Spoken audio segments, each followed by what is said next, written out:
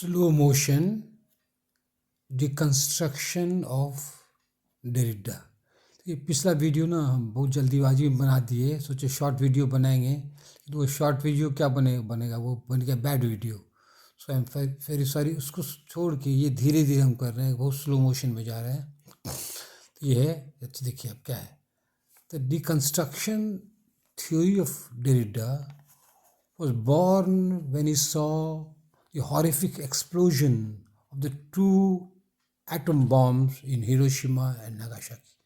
देखिए डेरिडा ना हिरोशिमा और नागासाकी में जो बॉम्ब बरसा था उसमें वो 15 साल का था, तो उसका बहुत खराब असर हुआ उसका डिस्ट्रक्शन चारों बगल वो देखा, समझ गए।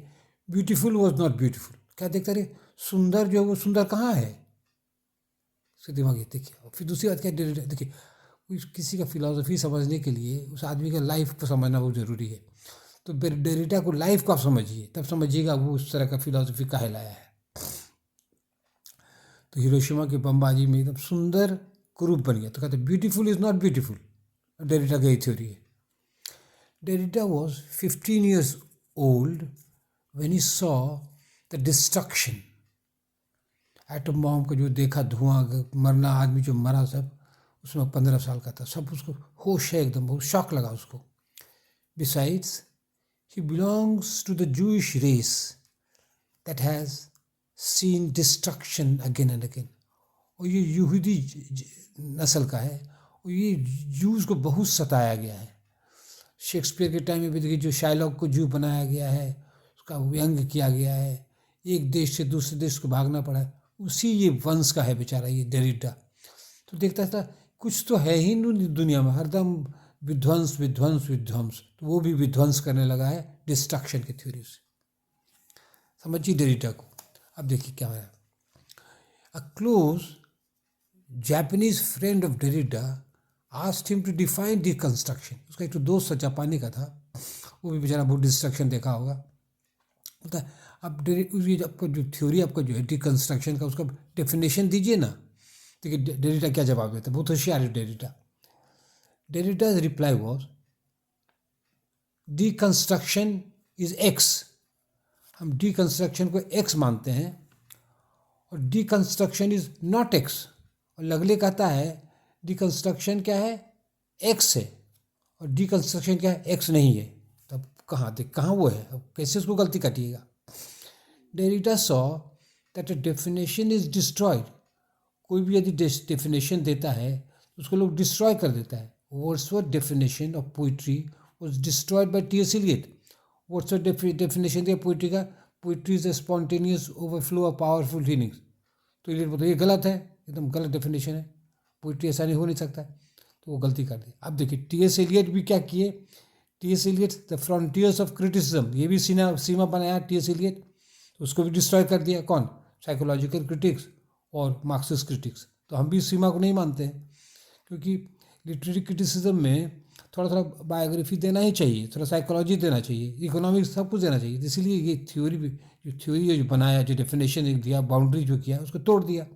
तो डेरिडा सोचता है क्या यदि हम भी कुछ डेफिनेट बाउंड्री बनाएंगे, कोई डेफिनेशन देंगे, हमको भी तोड़ देगा, तो हम डेफिनेशन बनाते ही नहीं। आपको एग्जाम्पल सुना देते हैं, अभी स्लो मोशन हम जा रहे हैं। एक बच्चा था, वो घर में मास्टर साहब के सामने लिखता ही नहीं था।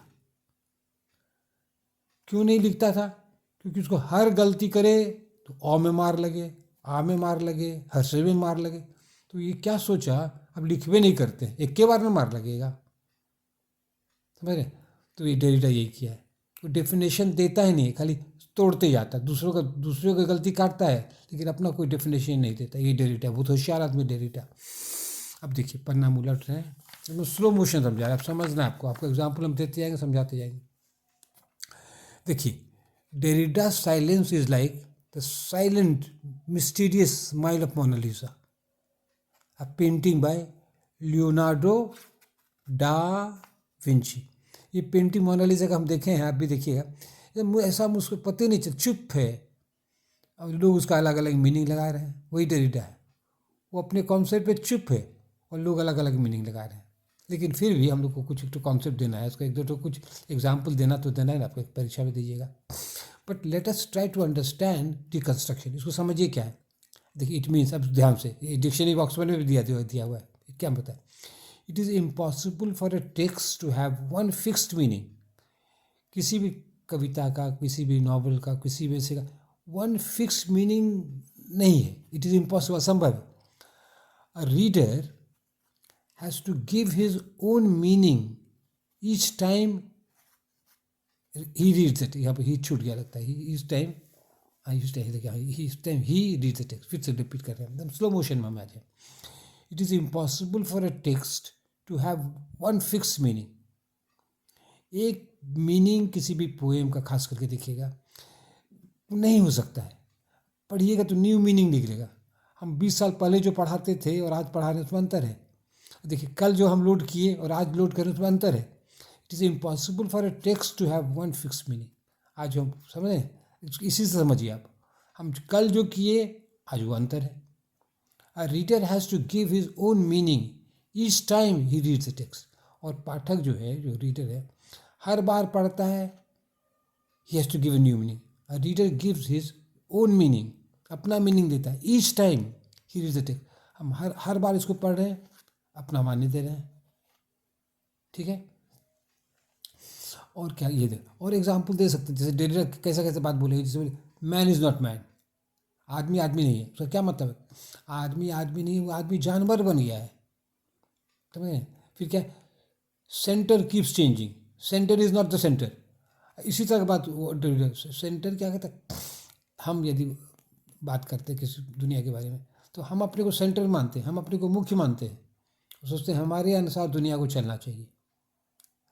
लेकिन कोई दूसरा जो है, मान लो कोई पाकिस्तान का है, वो बोलेगा हम सेंटर हैं, मेरे अनुसार दुनिया से. तो इसलिए सेंटर जो बदलते रहता है. हर इम्पोर्टेंट आदमी, कौन इम्पोर्टेंट आदमी है, ये भी बदलते रहता है. तो डेरिडा इसी सब शब्दों का खेल करता है. वो शब्द में खिलवाड़ी बहुत करता है डेरिडा. इसको याद रखिए. तो आप भी एक दो एग्जाम्पल दीजिए अपनी ओर से. तो क्या कहते हैं आप समझिएगा तब इस बात को. अपना एग्जाम्पल दीजिए. और कभी कभी ना किताब खोल के मत हरदम पढ़िए, क्योंकि सो जाइए और सोने के बाद तब कोई कॉन्सेप्ट आपका क्लियर होगा. आपका अपना कॉन्सेप्ट क्या है उसको क्लियर कीजिए. ठीक है. अब हम इन शॉर्ट कर रहे हैं. Derrida silence makes us think. और डेरिडा इस तरह का साइलेंस करता है, उल्टा पुल्टा जो मैन इज़ नॉट मैन इसे बोलते रहे, तो हम लोग क्या करता है, हम लोग को सोचने के लिए वो बाध्य करता है. डेरिडा में ये खूबी है, उनका ग्रेटनेस क्या है, ये मैंने हम लोग को नींद से जगा दिया. हम लोग को अपने सोचना पड़ता है क्या कह रहा है ये आदमी. कुछ तो कह ही रहा है, लेकिन हाँ अपने पकड़ाता नहीं है. वो अपना डेफिनेशन नहीं देता है, कुछ डिकन्स्ट्रक्शन सबका डेफिनेशन देता है. In short, Derrida silence makes us think. Important बात है. Many critics have spoken on behalf of Derrida and made him very popular. तो आलोचक सभी, हम लोग टीचर सभी, स्टूडेंट सभी डेरिडा के बारे में हरदम बात छेड़ते रहते हैं, समझते हैं. तो इससे क्या हुआ, डेरिडा पॉपुलर हो गया. और वो बेचारा चुपचाप छिपा छिपा मुस्कुरा रहा है. करो तुम लोग अपने में लड़ते रहो.